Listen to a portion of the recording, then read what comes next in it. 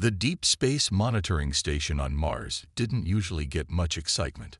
Most days, the staff watched endless streams of data showing nothing but the usual cosmic background radiation. But today was different. Today, everything changed. Tom Miller stared at his screen, his coffee cup frozen halfway to his mouth. The energy readings were off the charts. He blinked hard, wondering if he had fallen asleep at his post. But the readings remained. "Sir," Tom called out to his supervisor, Robert Hayes, "you need to see this." Robert hurried over, his boots echoing on the metal floor of the station. One look at the screen made his face pale. "Call Earth Defense Command. Now." Within hours, every major telescope in the solar system had turned toward the source of the energy signatures. They were massive, unlike anything humanity had ever encountered. The signals were coming from just beyond Neptune's orbit, and they were moving closer. Admiral James Walker stood in Earth's Unified Defense Command Center, surrounded by holographic displays showing the approaching vessels. His gray eyes narrowed as he studied the data. 20 years in charge of Earth's space forces hadn't prepared him for this moment. "What are we looking at?" he asked the room full of scientists and military officers. Dr. Lisa Green, the lead astronomer, stepped forward.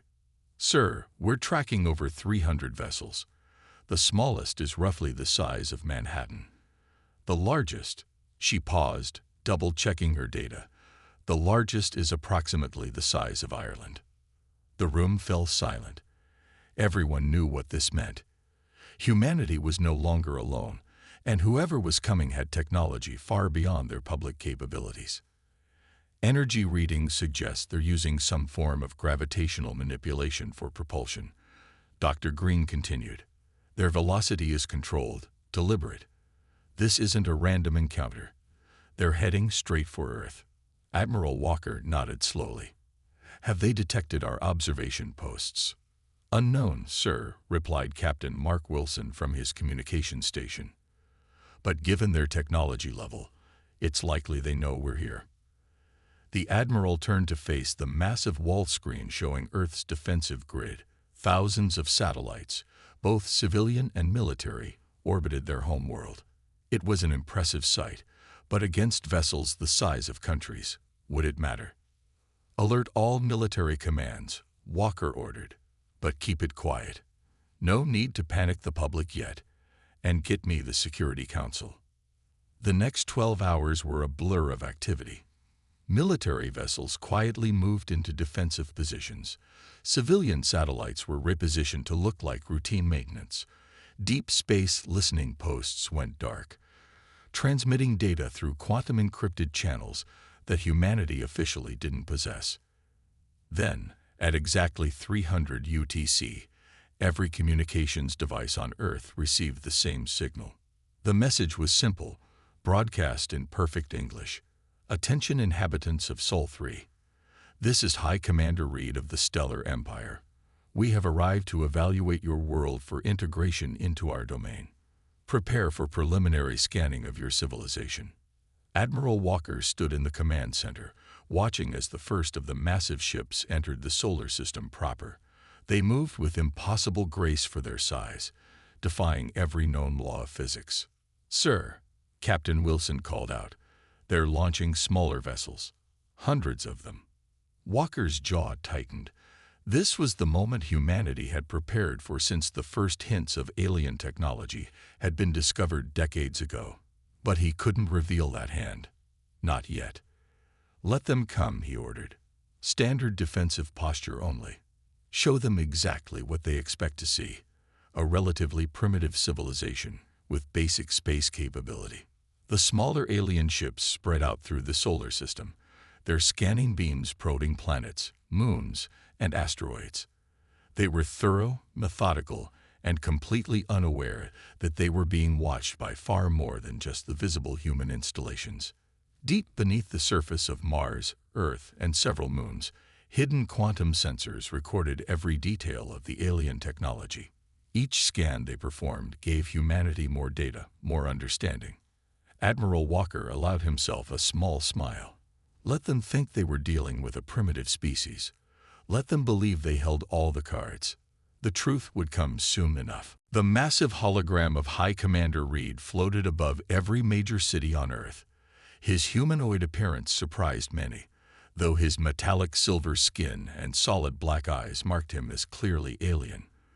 The Empire had chosen this form deliberately, hoping to seem less threatening to the primitive humans. People of Earth, Reed's voice boomed across the planet. The Stellar Empire brings you an opportunity. For 10,000 years, we have united species across the galaxy. We bring order, technology, and peace. You have 72 hours to accept our generous offer of protection and submit to Imperial rule. In the United Earth Defense Command Center, Admiral Walker watched the transmission with his senior staff. The room remained silent even after the hologram faded. "Well," Walker said, breaking the tension, "at least they gave us 3 days instead of immediately shooting." Captain Wilson managed a weak laugh.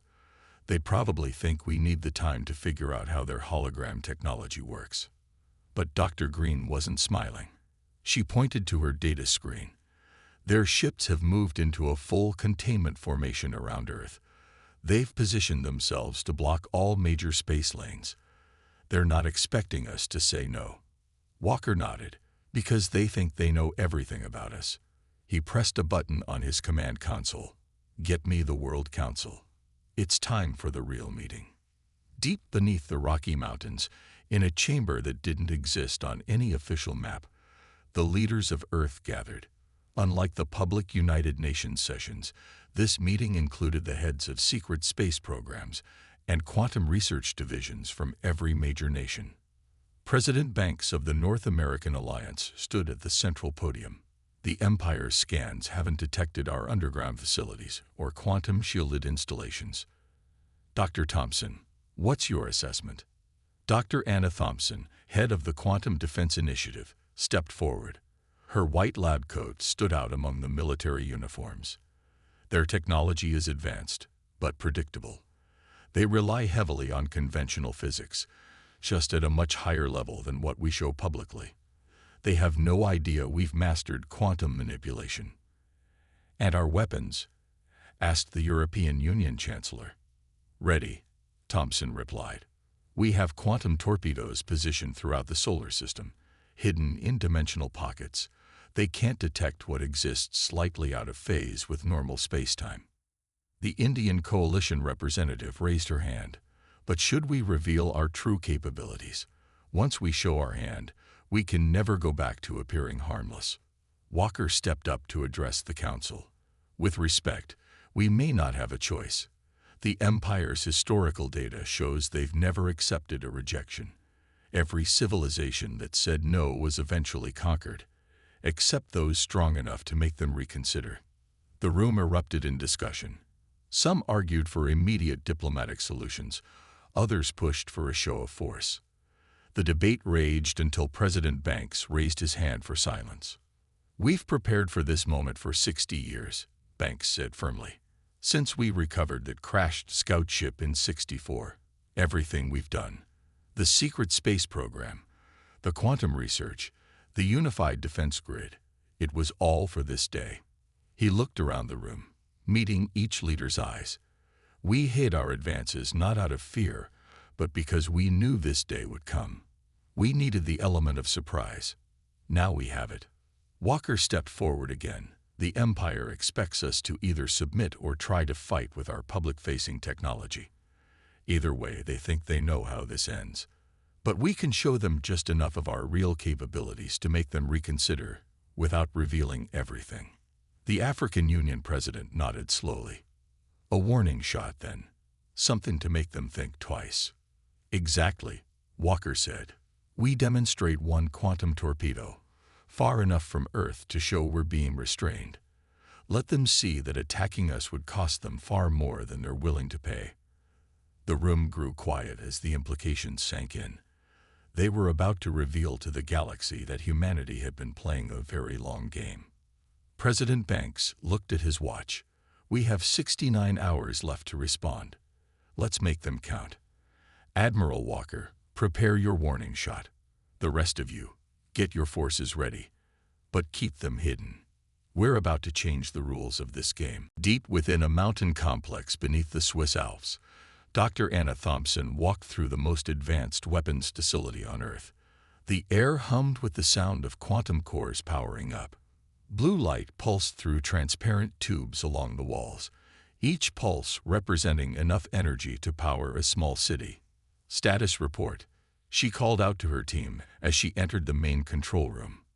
Dr. Paul West looked up from his console.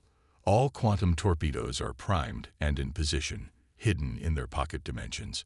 We can bring any of them into normal space within 3 seconds. Thompson nodded, studying the massive display wall showing their hidden weapons scattered throughout the solar system. To the Empire's sensors, these spaces appeared empty. The truth was far more dangerous. "Show me the test footage from Jupiter again," she ordered. The screen flickered to life, showing their last weapons test from 6 months ago. A small probe, no bigger than a car, appeared near Jupiter's moon Europa. It released a tiny quantum torpedo, barely the size of a football. The torpedo activated, creating a sphere of distorted spacetime that swallowed a nearby asteroid. When the distortion cleared, the asteroid was simply gone, shifted into another dimension. "And we're sure the Empire can't detect these?" Thompson asked, though she already knew the answer. "Positive," West replied. "Their scanning technology is incredibly advanced, but it's all based on conventional physics. They're not looking for quantum signatures because they don't know it's possible to manipulate spacetime at this level." A young technician rushed into the room, holding a tablet. "Dr. Thompson, the Empire just launched another scan of the solar system. This one's deeper than before." Everyone tensed, but Thompson remained calm. "Let them scan. Our quantum shielding will hold. They'll see exactly what we want them to see. Some primitive fusion reactors and basic ion engines." Her phone buzzed. A message from Admiral Walker. "Time for demonstration prep. Bring the package online." Thompson turned to her team. "This is it, people. Begin power-up sequence for Torpedo 01. Coordinate with Lunar Base for targeting solutions." The room burst into activity. Screens lit up with data streams as technicians prepared their most advanced weapon for its first real-world demonstration. They had practiced this hundreds of times, but never with an actual alien empire watching. In orbit around Mars, hidden by quantum fields, a small satellite shifted slightly. Inside it, Torpedo 01 hummed to life, its quantum core beginning the complex process of folding spacetime around itself. Back in the mountain facility, Thompson opened a secure line to the Defense Command Center. Admiral Walker's face appeared on her screen. "Is it ready?" he asked without preamble. "Yes," Thompson replied.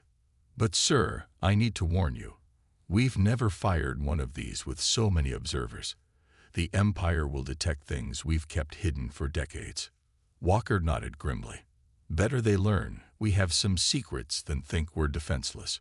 Just make sure the torpedo demonstrates enough power to make them think twice, but not enough to reveal our full capabilities." "Understood. We'll set it to 30% power. That should be enough to create a noticeable spacetime distortion without revealing how deep our quantum manipulation abilities really go." Thompson turned to her team. "Final checks, everyone. We're about to show the galaxy that humanity isn't as primitive as they think." The facility buzzed with nervous energy as technicians ran through their checklists. Years of secret development, decades of hidden advances, all leading to this moment. Through other screens, Thompson could see similar facilities around the world preparing their own systems, ready to deploy more weapons if needed. "Packages primed," West announced. "Quantum core is stable. Dimensional shifters are aligned. We can fire on your command." Thompson took a deep breath and opened the secure line to all Earth defense facilities. "This is Dr. Thompson. Quantum Defense Initiative is go for demonstration. All facilities, stand by for possible rapid deployment if the Empire responds aggressively. May God help us all." She looked at the screen showing the massive Imperial fleet still surrounding Earth. In a few hours, they would learn that humanity had teeth, very, very sharp ones. "Send the ready signal to Admiral Walker," she ordered. "It's time to show the Empire why they shouldn't underestimate Earth." Admiral Walker stood at the command center window, watching the sunrise over Earth. In a few minutes, they would change the course of human history forever. Behind him, screens showed the Imperial fleet, still waiting for humanity's answer. "All stations report ready," Captain Wilson announced. "Dr. Thompson's team has Torpedo 01 in position near Jupiter. The Empire's scout ships are exactly where we want them." Walker nodded. "Open a channel to High Commander Reed. Let's give them one last chance to reconsider." The massive hologram of Reed appeared in the command center. His silver face showed no emotion. "Have you come to accept our generous offer?" "No," Walker replied calmly. "Instead, we have a demonstration for you. Something to consider before you make any hasty decisions about Earth."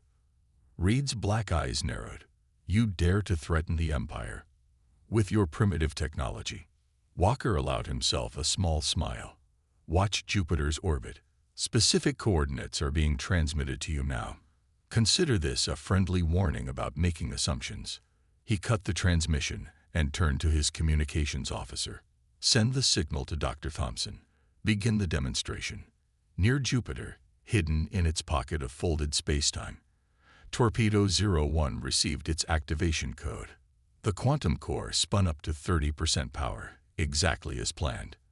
In the Swiss facility, Dr. Thompson watched the energy readings climb. "Torpedo is ready," she reported over the secure channel. "Target area is clear except for the 3 Imperial scout ships. Firing in 3, 2, 1. The torpedo shifted into normal space, appearing as a small silver dot against Jupiter's massive bulk. Before the Imperial ships could react, it detonated. The effect was immediate and spectacular. Space itself seemed to twist, forming a sphere of distorted reality about a mile wide. The 3 Imperial scout ships, each the size of an aircraft carrier, were caught in the effect. They tried to flee, their engines flaring bright against the darkness. It didn't help. The quantum field collapsed, taking the ships with it. When the distortion cleared, empty space remained where the scouts had been. They hadn't been destroyed. They had been shifted into another dimension entirely. In the command center, Walker watched the Imperial sensors light up with alarm. Every ship in their fleet suddenly powered up weapons, their energy signatures spiking across all detection systems. "Open channel to Reed," Walker ordered.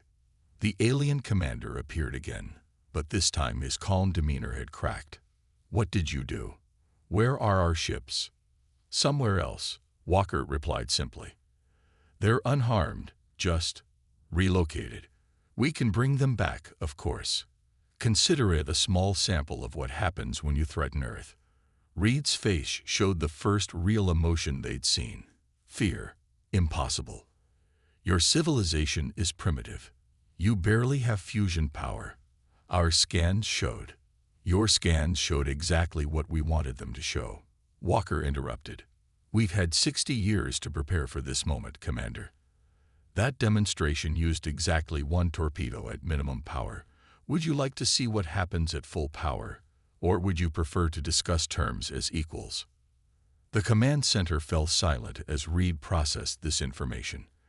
On the tactical displays, the Imperial fleet's weapon signatures remained high, but they hadn't fired. They were calculating odds, reviewing options. "You hid your true capabilities," Reed said finally. "For decades, the Empire has never encountered a species that played a longer game than you." Walker finished. "Perhaps it's time for the Empire to update its first contact protocols. Now, shall we discuss the removal of your fleet from our solar system? Or would you like another demonstration?" Reed's hologram flickered as he received reports from his fleet.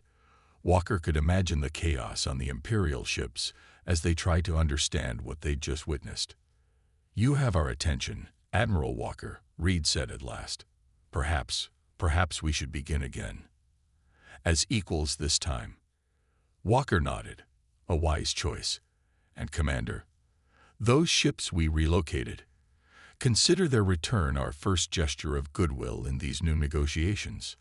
Near Jupiter, space twisted again, and 3 very confused Imperial scout ships reappeared. Their crews would have quite a story to tell about humanity's primitive technology. The game had changed. Earth had shown its teeth, and the galaxy would never be the same. Aboard the Imperial flagship Eternal Dawn, High Commander Reed faced the most difficult meeting of his 300-year career.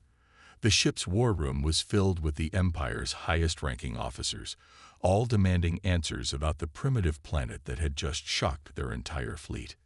Impossible. General Max slammed his metallic fist on the table. No Level 3 civilization should have quantum manipulation technology.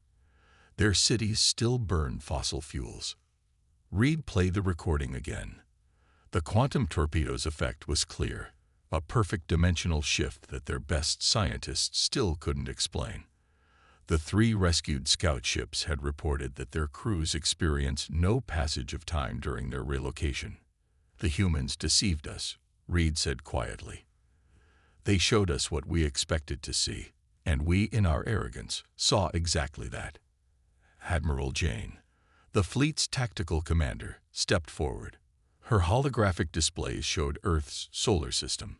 Our deep scans are still running. We found traces of quantum energy signatures throughout their system, but they fade in and out. It's like they're hiding in the gaps between space itself. The room fell silent.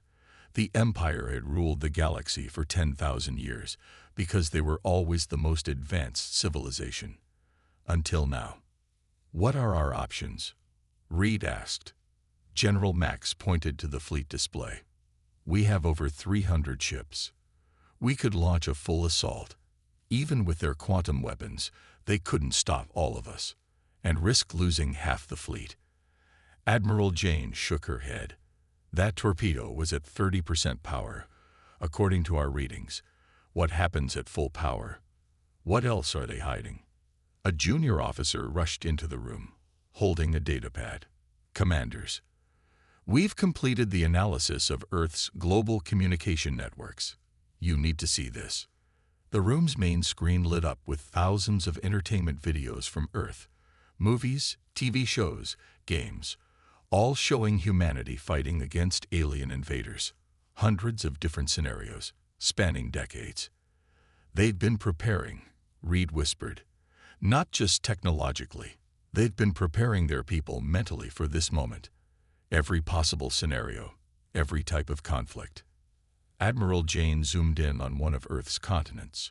Look at their military bases. The visible ones are obvious, almost too obvious. But our quantum sensors are detecting traces of massive underground complexes. They built an entire hidden civilization under our noses. Reed walked to the window, staring at the blue planet below. We came here expecting to find another primitive world to add to the Empire. Instead, we found a species that spent decades preparing for this exact moment. So what do we do? General Max asked, his earlier anger replaced with uncertainty. We have 3 options, Reed said. 1, we attack with everything we have. We might win, but the cost would be catastrophic. 2, we retreat entirely and pretend we never found this system. Or 3. 3? Admiral Jane prompted. We adapt. For the first time in Imperial history, we treat a Level 3 civilization as an equal. We learn from them. After all, any species that can fool the Empire for this long has something valuable to teach us. The room erupted in debate. Some officers supported immediate attack. Others argued for retreat. But Reed noticed that the smartest ones, the veterans who had seen the most of the galaxy, were nodding at his third option. Think about it, he continued. They could have demonstrated their power at any time. Instead, they waited until we made demands. They showed us just enough to make us reconsider, but not enough to start a war. That's not just technology, that's wisdom. He turned back to face his officers. And consider this. If they've hidden this much from us, what else might they be concealing? Do we really want to make an enemy of a civilization that's proven it can outthink us? The debate continued, but Reed had already made his decision. For the first time in living memory, the Stellar Empire would have to change its approach. Earth had earned something few civilizations ever had, the Empire's respect. And perhaps, Reed thought as he watched his officers argue, that was the humans' plan all along. Admiral Walker watched the massive holographic display as Dr. Thompson's team activated their full sensor grid. Thousands of hidden quantum signatures suddenly appeared throughout the solar system, each one representing a weapon capable of reshaping spacetime itself. "Display is live to the Imperial fleet," Captain Wilson reported. "They can now see every quantum torpedo we've hidden in the system." The command center fell silent as they watched the Imperial ships react. Hundreds of energy signatures flared as the alien vessels adjusted their shields and weapons, trying to adapt to this new reality. "Sir," a young officer called out, "we're detecting massive power fluctuations in the Imperial fleet." "They're powering down their weapons." Walker nodded slowly. "Dr. Thompson, begin Phase 2. In the Swiss facility, Thompson pressed a series of commands into her console. Around the solar system, quantum torpedoes began shifting partially into normal space, becoming visible to conventional sensors. They appeared like stars at first, then began to pulse with blue-white energy.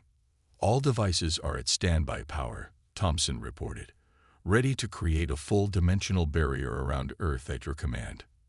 The Imperial flagship's communication signal flashed on the main screen. High Commander Reed's face appeared, looking both impressed and concerned. "You have been busy, Admiral," Reed said. "Our sensors count over 2,000 quantum devices in your system, each one capable of what we witnessed at Jupiter." Walker stepped forward. 3,247, to be exact. "And those are just the ones we're letting you see." Reed's silver face showed a flicker of surprise. "You're still hiding capabilities from us." "Of course," Walker smiled. "Just as I'm sure you haven't shown us everything your fleet can do. The difference is, we're in our home system. Every asteroid, every moon, every bit of space between here and the Kuiper Belt is prepared for defense." On the tactical displays, the Imperial fleet began to spread out, taking less concentrated formations. They were making themselves a harder target, but also moving into less aggressive positions. "A practical demonstration, then," Walker said. "Dr. Thompson." Thompson's team activated a sequence of torpedoes near Mars. Space rippled as quantum fields overlapped, creating a visible barrier of distorted spacetime. Any ship trying to pass through would find itself taking an unexpected journey to another dimension. "That's just 10 torpedoes working together," Walker explained. "Would you like to see what all 3,000 can do?" Reed's expression remained neutral, but his next words came carefully. "That won't be necessary, Admiral. We are beginning to understand why Earth has never been mentioned by other spacefaring races we've encountered." Walker raised an eyebrow. "Oh, they found you before we did," Reed said. "Saw what you were building, what you were preparing for. And they wisely decided to let you develop in peace." "Smart of them," Walker agreed. "We've always preferred to choose when and how we reveal ourselves." The command center's AI reported that the Imperial fleet had powered down all weapons. Their shields remained up, sensible, Walker thought, but their stance was no longer aggressive. "A question, if I may," Reed said. "How many other systems have you hidden in? How many other worlds are preparing as Earth did?" Walker laughed. "Commander, if I answered that, it would defeat the purpose of hiding them, wouldn't it?" The question had the intended effect. Walker could almost see the Imperial commanders wondering if Earth was truly unique, or if other primitive worlds were hiding similar surprises. "Admiral," Thompson's voice came through, "quantum grid is stable. We can create the full barrier on your order." Walker looked at Reed's hologram. "Well, Commander, should we continue this conversation as equals, or would you prefer a more practical demonstration of humanity's capabilities?" The Imperial commander straightened. "I believe, Admiral, that further demonstrations will not be necessary. The Empire, He paused, choosing his words carefully. The Empire recognizes Earth's right to self-determination. Perhaps we could discuss terms for peaceful contact. Walker nodded. Earth had won without firing a shot, beyond that first warning. Just as they had planned for all these years. 3 months after the Imperial fleet's arrival, the scene in the United Nations Assembly Hall was historic. Representatives from Earth sat on one side, the Imperial delegation on the other. Above them, hundreds of screens showed the proceedings to billions of humans and aliens across 2 civilizations. Admiral Walker stood at the central podium, beside High Commander Reed. The past months had been intense, filled with negotiations, technological exchanges, and careful trust-building between 2 powers that had nearly gone to war. Today, Walker began, addressing the gathered audience. We mark not the submission of Earth to the Empire, but the beginning of a new partnership between equals. Reed nodded, his silver face reflecting the lights of dozens of cameras. The Empire has existed for 10,000 years. In all that time, we never imagined we would find a young civilization that could teach us so much about patience, preparation, and foresight. In the front row, Dr. Thompson sat with her team, watching as years of secret work finally became public. The quantum technology that Earth had developed was now being studied by Imperial scientists, just as human scientists were learning about the Empire's advanced gravitic systems. The treaty we signed today, Walker continued, recognizes Earth's complete sovereignty and establishes us as an independent ally of the Stellar Empire. Our technology, our resources, and our future remain our own. Reed stepped forward. In return, Earth will join the Galactic Council with full voting rights. Your quantum technology research will be shared with the Empire, as our gravitic and faster-than-light technologies will be shared with you. The assembly hall erupted in applause. On the screens, similar celebrations could be seen on Imperial worlds. What had started as a potential conquest had become something unprecedented, a true partnership between civilizations. In the Swiss facility, now serving as a joint human-imperial research center, scientists from both species worked side by side. The Empire's arrogance had been replaced by genuine curiosity about how Earth had developed such advanced technology in secret. The terms are fair, Walker said privately to Reed after the ceremony. Though I suspect your scientists are still frustrated that we managed to hide so much from them. Reed's mechanical laugh echoed in the empty hall. My scientists are having to rewrite textbooks about civilizational development. No one thought it possible to skip certain technological stages the way Earth did. Going straight from fossil fuels to quantum manipulation, it changes everything we thought we knew. Thompson joined them, holding a datapad. The first joint quantum gravitic tests are showing promising results. Combining our technologies might revolutionize space travel entirely. And to think, Reed mused, we almost made the greatest mistake in Imperial history by trying to conquer you. Walker smiled. The best victories are the ones where nobody loses, Commander. Earth gets to join the galactic community on its own terms, and the Empire gains an ally with unique technological insights. Above them, through the hall's glass ceiling, they could see Imperial ships peacefully floating alongside Earth vessels. The quantum defense grid remained active. Trust was good, but preparation was better. But now it stood as a symbol of Earth's strength rather than a threat. There will be challenges ahead, Reed noted. Some in the Empire still think we should have pushed harder, and I'm sure some on Earth wanted to show more of your capabilities. There will always be those who prefer conflict, Walker agreed. Our job is to show them a better way forward. Speaking of which, ready for the first joint patrol of the solar system. Reed nodded. My ship and yours working together. Another historic first. As they walked out of the hall, Thompson checked her readings one last time. The quantum grid was stable, the new joint defense protocols were running smoothly, and humanity had successfully navigated its first major galactic crisis. You know, she said to Walker, 60 years ago, when we found that crashed scout ship, nobody could have predicted this outcome. Walker watched as an Imperial shuttle took off, heading back to its fleet. We predicted enough. We prepared enough. And in the end, that made all the difference. Above them, Earth's sky was no longer just humanity's frontier. It was now their gateway to a much larger universe, one they would explore not as subjects, but as equals. The end.